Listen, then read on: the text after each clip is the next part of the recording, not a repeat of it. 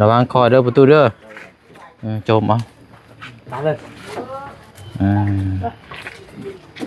ปักก็ได้เนาะรักนี่จับอยู่จับเลยเดี๋ยวพัดจับเอากินรถหน้าเองหมักนั่นแหละพัดจับอยู่นะว่าพัดอยู่จับคนคอยเด้อล่ะเด้อคอยเด้อสามคนตั้งเนี่ยโอ้แม่นบ่โอ้ยนั่นแหละเนาะบ่มีเสียมอันนั้นซ้ำเนาะใส่มือคอดเด้อนี่คอยเด้อไอ้กล้วยยับมาหม่องกลางพี่ลูกมันจังบ่แห้งกันนะใช่ล่ะและดักก็ย้อนดักกระตูนและดักปลาเอาเวียนแหละนะเอาโจมเอาระวังโจมช่วยกันเอาประคองเอาเฮ็ดเอาตั้งขึ้นดีเลยเนาะเอายกขึ้นได้บ่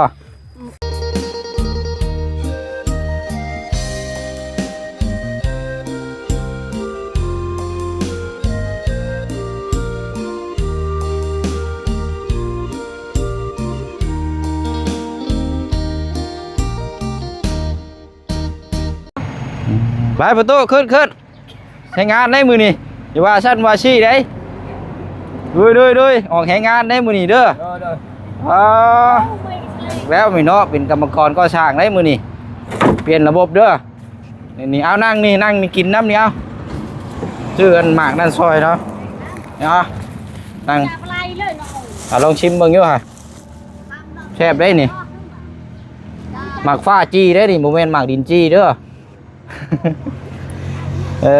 เอาอะไรพี่น้องเนาะมาต่อกันตัวนี้น่าจะเวลาบ่ายโมงเนาะพอดีได้ออกไปห้างอุปกรณ์ก่อสร้างได้ซื้อเสาพี่น้องจำนวน4ต้นยาว1.80 เอาไปพังละหัวดักแดนของทางน้องไม้แล้วก็น้องทายนี่แหละพี่น้องเนาะไปพังใบก้อนเนาะแต่ว่ามื้อนี้ว่าผมว่าจะได้พังหรือว่าเพราะว่าทั้งพ่อกับแม่แล้วนี่ไปส่วนไปให้บ่ได้นัดหมายเนาะมีแต่ว่ามื้อนี้เฮาก็ไปเบิ่งตัวจริงนํกันอีกทีนึงเนาะคืมฟ้าคืมฝนมื้อนี้ก็ไปแล้วฮะน้องไม้น้องไทยก็ไปให้เลยคือว่าไปงานพุ่นได้แม่นอายะระหว่างอยู่งานก็เลยว่าให้ทางน้องเพิ่นไปถ่ายอยู่พุ่นกินนี่เนาะเอากราบสบายดีและสวัสดีพ่อแม่พี่น้องเบิดสุขุสุคนเด้อพี่น้องเนาะคือเก่าคือเดิมพี่น้องเนาะเพราะว่าพี่น้อง FC ก็คอมเมนต์มาหลายแล้วก็1มาแม่นทางในบ้านเนาะเพิ่นก็ว่าอยากให้เอาลักดินนี่แหละพี่น้องพังไว้เพื่อเป็นให้มันแน่นๆหนาถาวรถ้าเป็นลักไม้แบบคือสิ่งที่เฮาเห็นน่ะมันคุ้ยแล้วก็รุดออกไปเนาะนึงเทื่อเขาเจ้าเอาไปจูไผจูหยังน่ะมันสิรุดเลยพี่น้องเอ้ยก็ได้เฮียนเอาตัวนี้เลยบัดนี้เนาะถ้าว่ามีงบเพิ่มเติมมาก็แม่นว่าเฮาเอาละหัวนี่มาเพิ่มเลยบ่เช่นก็ได้เอาขนาดนี้มาเผื่อไว้เนาะจำนวน4ต้นหรือว่า4จุดที่ว่าเฮาเห็นนำกันนั่นแหละพี่น้องเนาะเอาเงินจำนวนนี้ก็ซื้อที่ว่าแจ้งไปก่อนหน้าแหละพี่น้องตอนนี้ก็เหลืออยู่3 ล้านกีบนี่ก็ต้นละ120,000เนาะ4ต้นนี่ก็480,000ตัวนี้นี่เพิ่นแถมให้นี่พี่น้องเอ้ยอันนี้เพิ่นแถมให้นี่เพิ่นแถมเนาะแต่บ่ฮู้ว่าสิใช้แบบใดเดี๋ยวจังเอาลงไปนำกันพุ่นแหละเนาะโอ้เอานี่ตั้งอยู่ใช่นี่ฮะตั้งหัวบ่เอาไปพังรักแดนโฟโต้ได้เนี่ยแม่นรักแดนเป็นจุดพุ่นละอยู่เฮือนดินน้องไม้พุ่นเด้อหานี่เด้อใช้เป็นนี่ได้แซ่บอยู่บ่แซ่บอยู่เนาะเอากินเอาเดี๋ยวทางประตูอีกแรงนึงพี่น้องเนาะแล้วก็สิให้ทางน้องๆเพิ่นละซอยกันเนาะหรือว่าน้องน้ำนำพี่น้องไปว่างก็ซอยกันเนาะว่าเดินทางพี่น้องเดี๋ยวพบเจอกันอยู่ที่ดินแปลงไม้ของน้องไม้สภาพอากาศมื้อนี้นี่ครึ้มเลยพี่น้องเนาะครึ้มฟ้าครึ้มฝนเนาะโอ้ยเนาะเป็นนี่ใดทั้งประตูเฮาเนาะเดี๋ยวอย่าพึ่งบ่ดึงเด้อโจมเอาโจมเอาสบายดีทางน้องน้ำเนาะสบายดีมาแต่งงานบ่โจมเอามันสิหะโจมเอา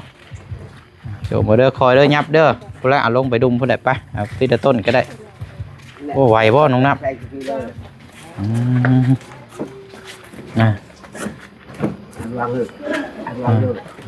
ระวังคอยเด้อประตูเด้อโจมเอา ไปก็ได้เนาะรักนี่ จับ ใช่ ยกเอาล่ะ ใช่ก็เพื่อนมั่วถึง น่าสุดอยู่จับบ่เดี๋ยวผัดจับกินบ่ เอากินรถหน้าหมากนั่นแหละ ผัดจับกินบ่ว่าผัดอยู่จับคนบ้าน คอยเด้อล่ะเด้อคอยเด้อ 3 คนตัก ต่างเนี่ย โอ้แม่นบ่ โอ้ยแห้งยังแห้ง เอา เด้งอยู่รุงรับ ระวังมือเด้อก ะบ่แล้วกะ จม จมอะไร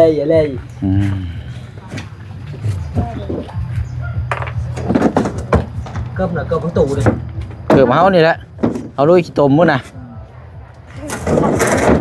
จมเอาตัวนี้นี่เพิ่นแถมตัวนี้พี่น้องเดี๋ยวเอาลงไปไว้พุ่นแหละไป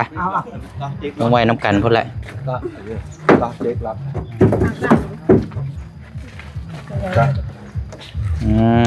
เอาโอเคขอบใจละลายป้าเนาะป้าไปเฮาลงไปเบิ่งพุ่นก่อนฟังเลยบ่เฮาฟังเลยแล้วเนาะ เสียม เสียมมาแล้วเนาะมาฟังหมองเก่ามันนั่นแหละนั่นก็หาเสียมเนาะมาฟังเลยก็ได้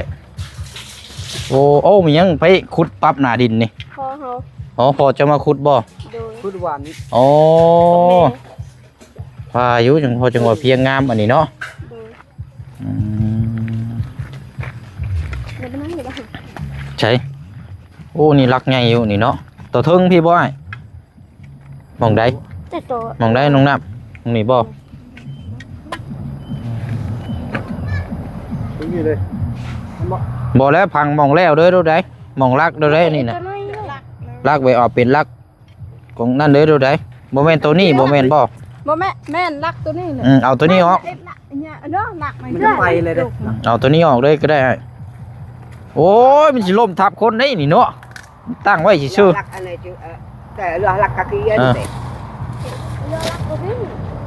รักตัวนี้ เอาขุด ปิ ขุดเลิกๆเลยเพราะว่าบ่ได้มีปูนเด้ để ở giờ đưa các khi เนาะ ไม่มาอีกหน่วยไม่ปีเลยไม่ก็ได้นี่มาเลิก เอาออกได้รถตอนนั้นน่ะมันบ่เป็นตาหรอกรักอันนั้นน่ะ เลิกเลยล่ะปี เอาขุดใหญ่เติบได้เพราะว่าบ่ได้มีปูนได้ตัวนี้เฮาพังแบบธรรมชาติบ่เสียง โดยฮะบ่4จุดได้พุ่น4จุดแล้วก็พุ่นน้ำเอาจะขุดได้เด้อเพราะว่าเฮาบ่ได้มีปูนเฮาขุดลงพอมันมีตีนได้เฮ็ดผงใหญ่ๆรถเดี๋ยวจังมาโจมใส่เนาะไล่จักลัก2ลักบ่แล้วจังย้ายไปพุ่นอีกทีนึงเนาะพุ่นท้ายสุดพุ่น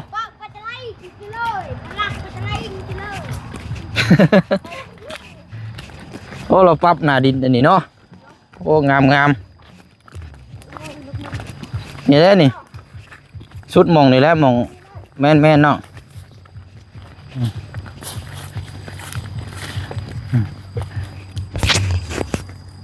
เด้เพราะว่าเฮาอันบ่มีปูนนะเฮาอยากเฮ็ดอันนี้อยากให้มันเลิกๆแน่จักหน่อยเนาะพังลงเลิกๆแหละให้มันเป็นเสาปูน4จุดนะลองพังไปก่อนเนาะได้จัก2ต้นบ่แล้วจังว่ามาพังต่ออีกก็ได้คันว่านั่นก็รอพอจะมาจังฝังอีกต่อก็ได้เนาะพอเสียยา พอจะไปเสียหญ้าบ่งานเขาพักผ่อน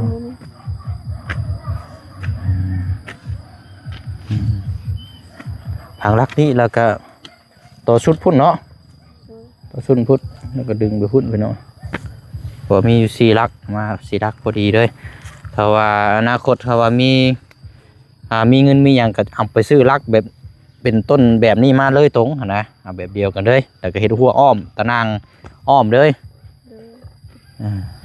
คือเฮือนน้องน้ำนี่ก็ซื้อลักหัวมานี่ก็เห็ดตะนางอ้อมเลยนี่ บ่มีเห็ด จะมีเงินแค่ นั่นแหละเนาะบ่มีเสียมอันนั้นซ้ำเนาะใส่มือคอดเด้อนี่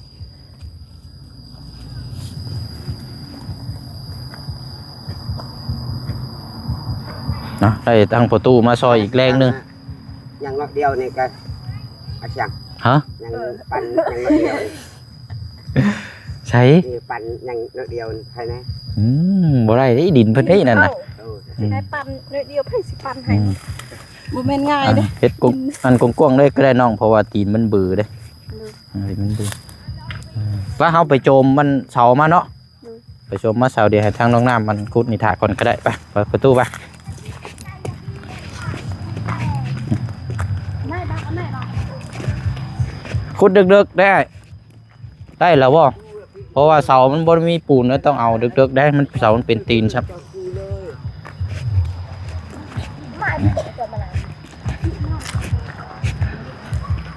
นะใช้ได้เยอะบ่โอ้เราขุดเนาะปรับหน้าดินโอ้ยบ่ได้ดอกนี่บ่ได้เดี๋ยวจังให้ขุดมา แม่จิเมื่อใดไปสั่ง ช่างตัวนี้ก็รอให้พ่อเจ้ามาก่อนเนาะเดี๋ยวจะแจงไม้เฮาขุดเอาตัวนั้นก่อนก็ได้เนาะป้าไปโจมเสาไปทางน้องน้ำต้นนึงไปตัวนี้ ขดกว้าง บอมต้องเอาเลิกกูนี่ประตูเลิกแล้วก็ต้องเล่น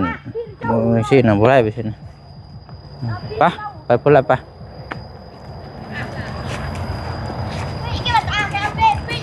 ได้บ่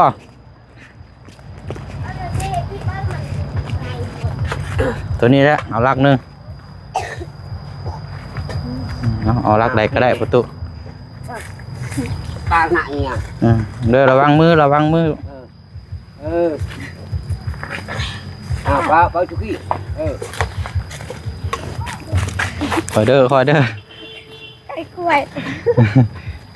ยับมาหม่องกลางพี่ลูกมันจังบ่แห้งกันนะใช่นะ อยากก็ย้อนหาการ์ตูนได้หนังตาเอาไปยังไงนะ ค่อยประตู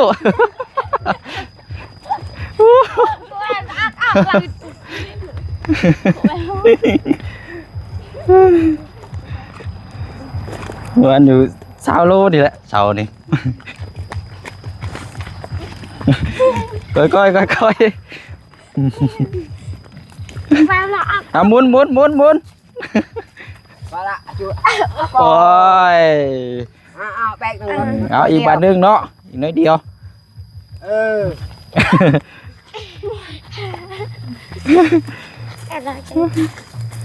โอเคปงก้อนบาทนี่ใช่ไล่อะไรไปจักเนาะโอ้เลิกเติบได้เนาะได้เดี๋ยวว่าเดียเอาโจมเอาเราโจมช่วยกันเอาพอประคองเอาเฮ็ดเอาตั้งขึ้นดีเลยเนาะเอายกขึ้นได้ป่ะ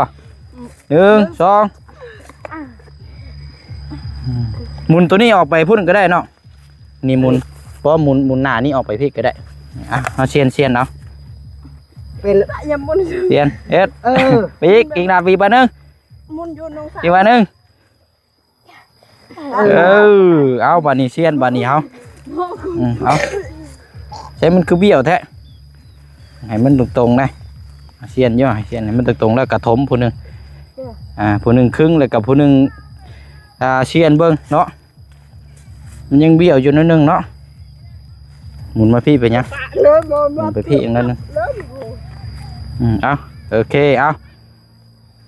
าเสียมแม่ลูกนี่ นั่นนี่ไม่ได้ เสียมนะเคลียร์ลงฮะ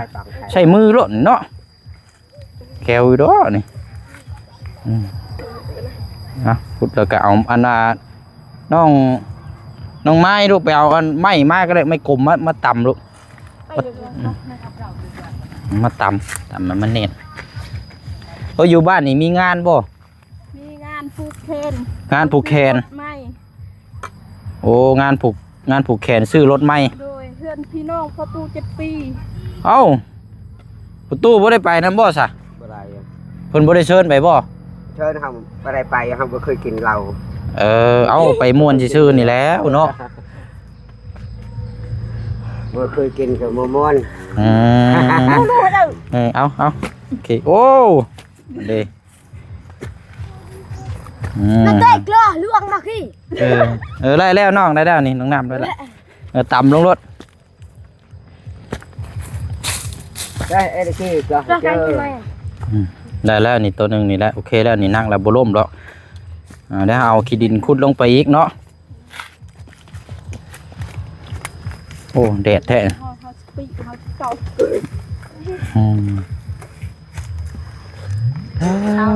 เนาะ hà phò mình กดได้ เดี๋ยวอีก2ต้นพุ่นก็เดี๋ยวรอทางอันพอแล้วก็ได้เนาะ โดย เพราะว่าตอนนั้นมันต้อง ถ้า จริง พอเรา แล้วก็อีกมุมหนึงนะบ่ฮู้ว่ารักตัวหนึงน่ะจักไปทางใดพี่น้องเอ้ยแล้วพอเรามาก่อนเนาะฮะได้แล้วนี่เนาะไปเขามาโฮมพี่ก้อนบัดนี้พี่น้องเขายับบอกเด้อลูกหลานเพิ่นน่ะอันเด้ออยู่นี่อีกมุมหนึงบ่นี่แน่เนาะ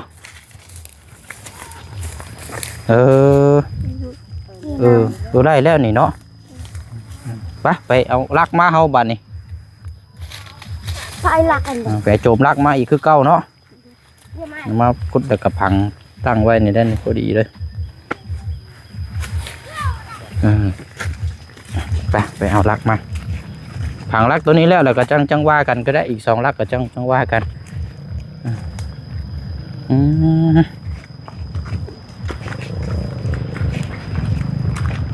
คุดคันวานั่นน้ำมันก็จะเจิดหน่อยคือเก่าได้นี่กันเนาะครับก็ยังใครก็ว่าบ่ปรับอยู่เนาะ พอสิเมื่อแต่เสียงาพอสิเฮ็ด ขนาดกับบ่แรงจังมาเบิ่งน้ำกันอีกทีนึงเนาะอีกลักหนึ่งพุตุเอาอีกลักหนึ่งเนาะไป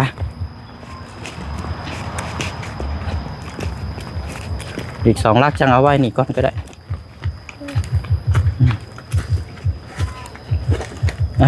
ลักตัวนี้กับคันวานั่นน้องน้ำก็เอาไว้ก็ได้เนาะเอาไว้พังนักเรียนเพื่อนเจ้าก็ได้เพราะว่าตัวนี้เป็นแถมให้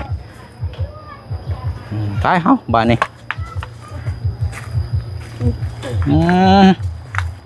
nóจับโจมช่วยกันลูกโจมช่วยกันโจมตั้งโจมหมอกกลาง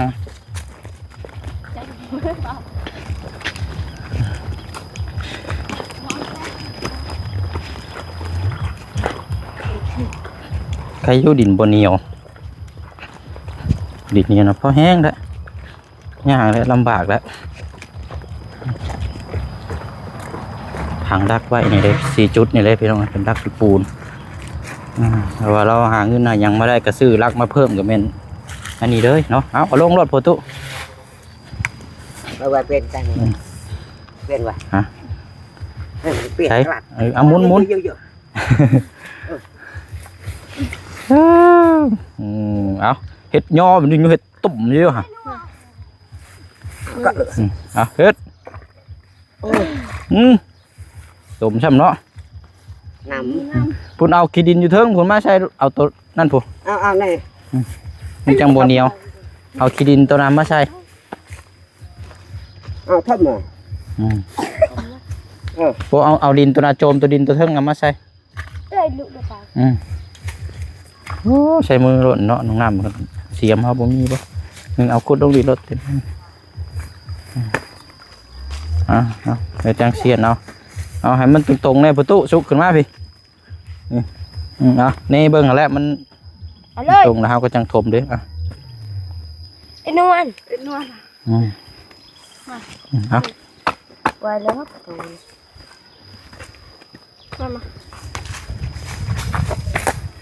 เอาไปเอาอันไม้ตัวต่ำมาได้กินนี่มี อันใต้แต่หน่อยจะไม่สุด ไม้ตัวใหญ่ไหมล่ะตัวอันน้องน้ำตามกิน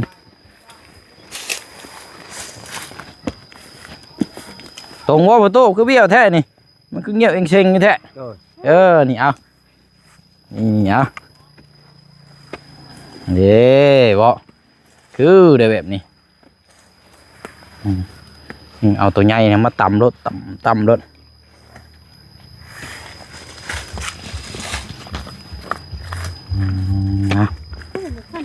เอาเฮ็ดเอาตัวใหญ่เนี่ยตำรถเพื่อนประตูนี่เฮ็ดหัวแล้วประตูแล้วเจ้าก็เด้อเห็นบ่ หาไม้มาคือว่าไม้ละหัวคือเพิ่นคือหลายอยู่ตัวเก่านะพังละหัวเด้อเห็นหัวอ้อมไม้บัดนี้เนาะ ก็มีตะนางเนี่ย เห็นละหัวไว้ก่อน ก็มีตะนางใช่ไหมก็มีตะนางอาศัย เห็นละหัวไว้ก่อน หลักหัวดีก็อาศัยนี่คือเก่าแล้ว ได้เน่นอยู่บ่ 10 ปีนะ เอาต่ำลงไปอีกเลย ใช้แน่กันใช้นี่ว่าใช้ใบนี่แล้ว แล้วเนาะ โดย ละหัวซี่นี่สิคืออยู่เนาะแต่นี่ถามว่าคือว่ามันก็บ่ปานใดแล้วนี่ก็เพราะว่ามันบ่แม่นปูนแต่ว่าหากได้อยู่เฮาพังเดึกเอาก็พอได้แก้ไขหั่นแหละมันก็แน่นอยู่นี่เด้หากี่ดอกบาดนี่เนาะไปฉลองเฮาวันนี้ไปพุ่นแล้วไปงานนำเขาเจ้าโหไปเนาะเรียบร้อยบัดนี้เนาะเดี๋ยวอันอีก2ต้นนะเดี๋ยวตอนแรกก่อนก็ได้เนาะ โดย เดี๋ยวถ้าพ่อจะมาแหละเพราะว่ามันเป็นจุดที่ว่าอีกหม่องหนึงนะเฮาบ่ฮู้ว่ารักมันอยู่หม่องใดเนาะอ๋อผู้ทางนี้คืออะไรใครย่อยได้ไปพาเนาะขอบมุกขอบใจหลายๆทั้งน้องน้ำเบิ่งแย่งน้ำกันพี่น้อยป้าประตูเดี๋ยวมือเฮือนบ่ได้เนาะเดี๋ยวขึ้นรถน้ำเมาได้ขึ้นคือเก่าหั่นน่ะเด้อเดี๋ยวเมื่อพุ่นละว่าซื้อหน่อไม้น้ำซอยทางน้องนั่นกินนี่พี่น้อยแต่ว่าให้ทางอันเพิ่นละเอาไปต้มแล้วก็แบ่งกันกินไปงานต่อบ่บัดนี้เฮา บ่อีก ฮะ บ่เมื่อ เลยบ่ โดย โอ้แต่งเนาะ แล้วแต่เช้าแล้ว ใส่แป้งหน้าขาวจุนพูนเลย กินแต่เช้าแล้วเขา อ๋อ กินอยู่งาน กินอยู่งานเนาะกินข้าวกินน้ำเลยผูกคอต่อแขนซื้อรถใหม่เนาะรถยังเพิ่นซื้อนั่นล่ะ รถคือรถละน้อยนั่นนี่ รถจักรบ่ แม่คือรถละน้อย คือรถเอื้อนน้อยนึง คือนึงน่ะ รถจักรบ่ รถจักร รถคลิกนี่บ่ โดย อ๋อรถ รถอีเต็ดคันนึง2คันเลยคุณ โอ้พอจังว่าจัดหนักจัดเต็มอันนี้เนาะ โดย ก็เลยหาพี่น้องอยู่ในบ้านนี่ผูกคอต่อแขนเนาะ โดยบ่ได้กินบีแฮไปเมื่อก่อน กินอยู่บ่เจ้ากะ บ่เขาพาอีซูกินไม่ได้ นึกว่ากินนะ เขาบ่เคยกิน โดยป้าฉันเนาะพอละเมื่อพบเจอกันอยู่เฮือนพุ่นเนาะ โดย ตอนแรกเดี๋ยวจังคอยมาว่าน้ำกันอีกทีนึง ก็ได้เนี่ย มาขอบใจได้หลายน้องเด้อ สบายดี โดยเอาทางน้องน้ำพี่น้องอีกเนาะป้าเขาเมื่อบัดนี้พอละเดี๋ยวจังว่ากันเดี๋ยวตอนแรกเนาะเดี๋ยวรอทางพอละมาพอละพี่น้องเนาะเขาพังเฮ็ดซีจุดนี่แหละนี่เลยนี่ก็โอเคบัดนี้พี่น้อยเดี๋ยวมาแต่ไกลนี่มันก็ยังคือแน่มีมุมนึงเนาะแล้วก็อีกมุมนึงเนาะเอาโอเคเนาะพี่น้องเนาะเดี๋ยวคลิปนี้ก็สิลาพี่ลาน้องไปก่อนเนาะหากินข้าวกินน้ำแล้วก็ตอนแรกนี่จังมาว่าน้ำกันอีกเนาะนี่ทั้งพอน้องไม้เรามาปรับดินมาขุดมาอย่างอยู่นี่เบิ่งน้ำกันอีกทีนึงเนาะก็สิมันก็สิเริ่มดูดีเริ่มงามขึ้นแล้วพี่น้องเนาะเอามาว่านเมื่อก่อนนี่มันก็เป็นโซเป็นเฮลอันนี้เราขุดซอยกันทั้งผัวกับเมียเนาะพี่น้องเนาะเอาเนาะคลิปนี้ลาพี่ลาน้องไปก่อนพบพ่อกันในคลิปหน้าฝากพ่อแม่พี่น้องติดตามเบิ่งน้ำกันอีกเด้อพี่น้องเด้อเนาะสำหรับเคล็ดของทางน้องไม้น้องทายเนาะพี่น้องเนาะสานฝันให้ทางน้องเพิ่นเป็นจริงน้ำกันเนาะพี่น้องเนาะเอาพบพ่อกันในคลิปหน้าบ๊ายบายเด้อพี่น้องเด้อสบายดี